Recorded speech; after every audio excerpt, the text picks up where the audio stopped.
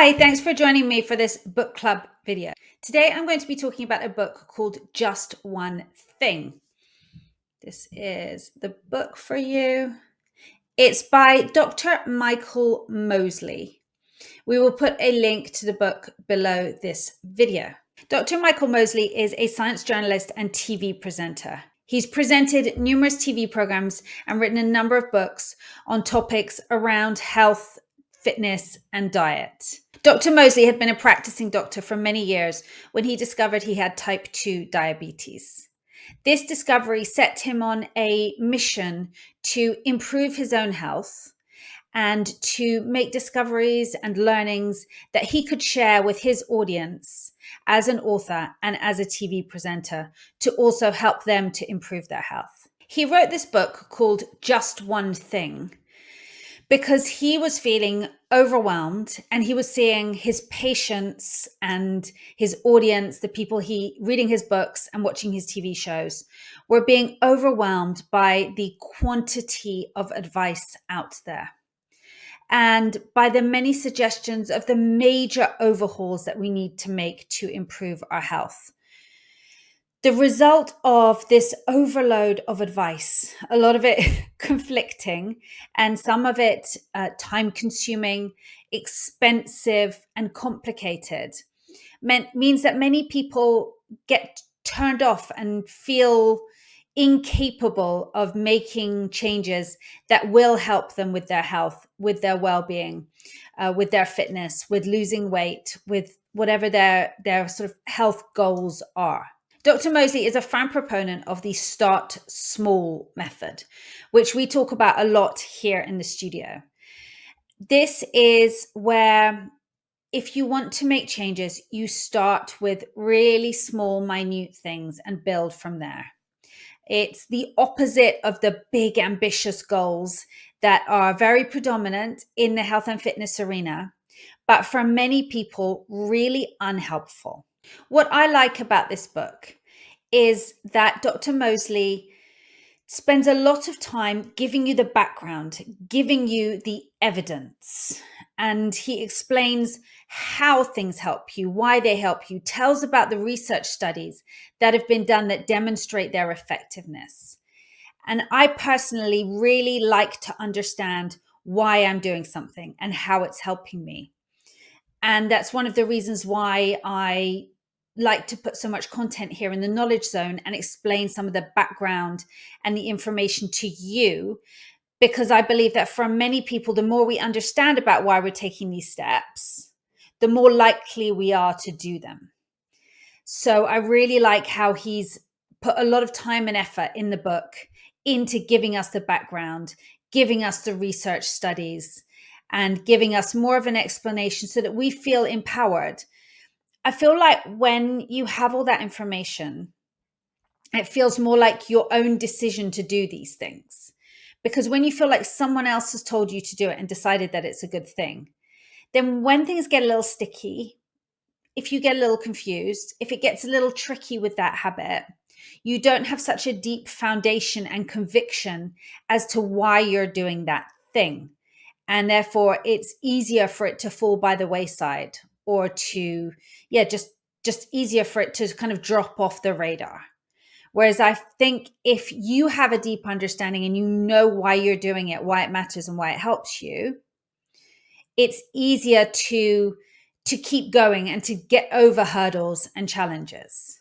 I also love that he talks a lot about being kind to yourself, finding the things that work for you, not beating yourself up when something doesn't work or you can't stick to something. Perhaps that wasn't the right thing for you.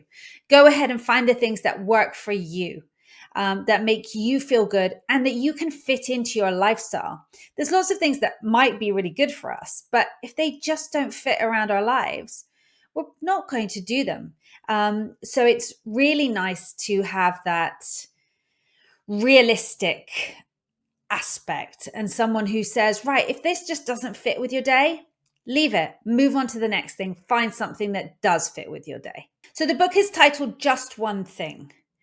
And through the course of the book, Dr. Mosley shares a number of small activities, habits that we could add into our day small things that can really make a difference.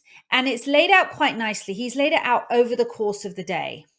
So there are a number of things that we can do early in the morning, some things we can do at breakfast, some things we can do mid-morning, and then over the course of the day. So it gives you a feel of where you can fit these things into your day.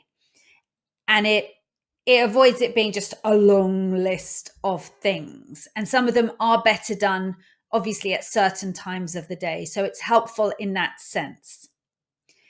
Now, I'm going to give you some examples of some of the things that Dr. Mosley suggests. They're all pretty simple. You've probably heard them all before. And in one sense, that can make you feel, well, there's nothing new here. What's the big deal? But the way that Dr. Mosley gives the research and the evidence and the advice on how to do things, how to fit them into our day and how to do them so they will help us most is really valuable.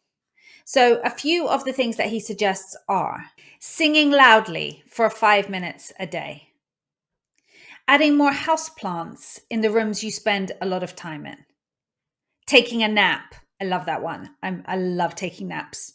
Drinking coffee, eating an apple, and he gives us the science behind how eating an apple a day does keep the doctor away.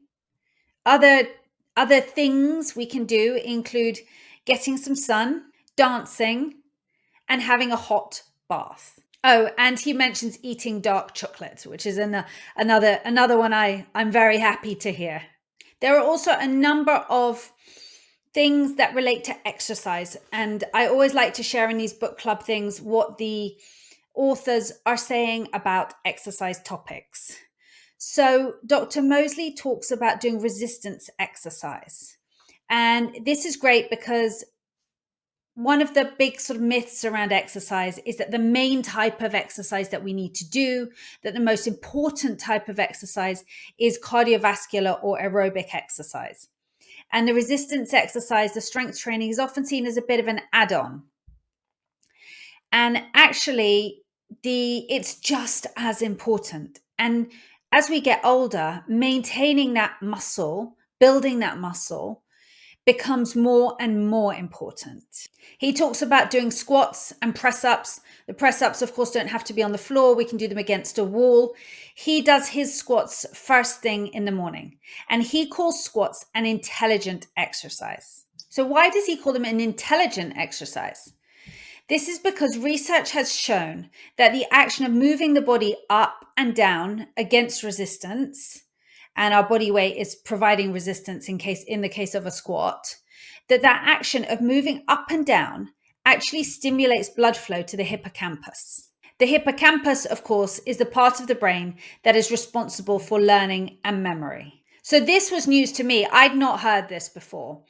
And I think this is absolutely brilliant that there's certain movements that have this impact on our physiology, which I think is absolutely amazing.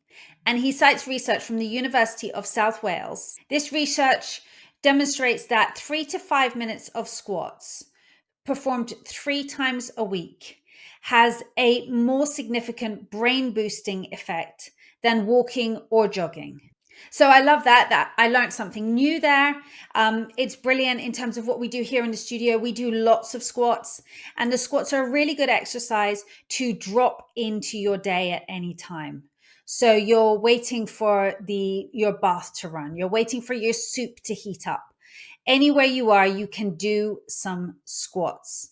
And knowing that not only is it building our strength, is it improving the health of our joints, it's also having that brain boosting effect, which is brilliant. Still on the topic of exercise, Dr. Mosley talks about standing on one leg to improve our balance. So, of course, we're always happy to see people talking about balance training and about the importance of it and why it matters so much. He cites research done by the Medical Research Council in the UK. They tracked a group of men and women, and measured their fitness over a number of different assessments. One of these was a one-legged, eyes closed balance test. They found that the balance test was the best predictor of how well these people were aging. The researchers found that those who did poorly on the test, so those who couldn't stand for very long on one leg with their eyes closed, were 3 times more likely to have died than those who could stand on one leg with their eyes closed for 10 seconds or more. So, of course, that's just a predictor. He talks about the importance of integrating balance exercises into your daily routine. He emphasizes the importance of balance training to reduce trips, falls, and fractures, and talks about the overall life-changing impact of improving our balance and being steadier on our feet. The last exercise thing from the book that I want to share with you is where Dr. Mosley talks about taking exercise snacks. This speaks to another of the big myths around exercise, which is that we need to exercise in big chunks, that we need to go to the gym for an hour, that we need to exercise for 45 minutes. And this is problematic because it suggests that it doesn't matter what we do the rest of the time.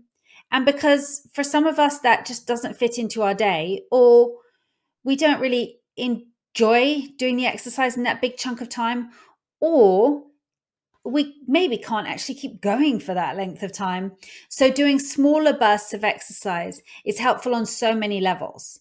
We get those boosting, the circulation boosting, the hormonal impact, all the physiological results of the exercise repeatedly throughout the day, which from a general health perspective is hugely beneficial.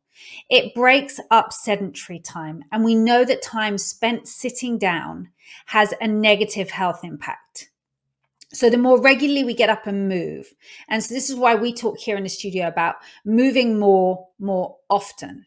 And Dr. Mosley speaks to this as well. He talks about exercise snacks, breaking your exercise into bite-sized chunks. He talks about research studies from Japan that have shown that several short bouts of exercise throughout the day are more effective at lowering blood pressure than one longer session. He also talks about studies on people with type 2 diabetes that have shown that shorter bouts of exercise, shorter walks during the day are more effective at managing their blood sugar levels than one continuous walk at a certain point in the day. So the exercise snacks, and that's one of the reasons why we have so many shorter videos here in the studio, so that you can just jump in, do something, get back to your day, and it doesn't need to be a massive time commitment if you don't want it to be. So to summarize, Just One Thing by Dr. Mosley is a really helpful book because all of his suggestions are suitable for anyone. They don't require a lot of equipment. They certainly don't require gadgets or tech.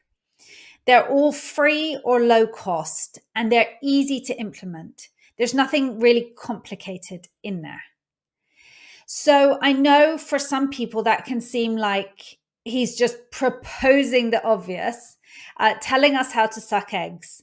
And do we really need to buy another book that tells us to eat an apple, to go for a walk?